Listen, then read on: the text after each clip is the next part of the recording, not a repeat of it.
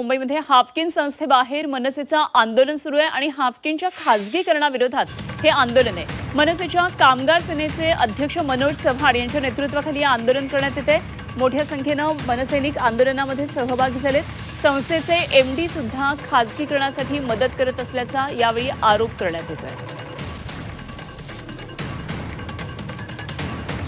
यांचा देखील आता पाठिंबा जाहीर केलेला आहे आणि त्यांनी देखील या आंदोलनामध्ये आमच्या बरोबर सामील झाले। या हाफकिनला ज्या पद्धतीने मदत केली पाहिजे ती मदत या सरकारकडून मिळाली नाही।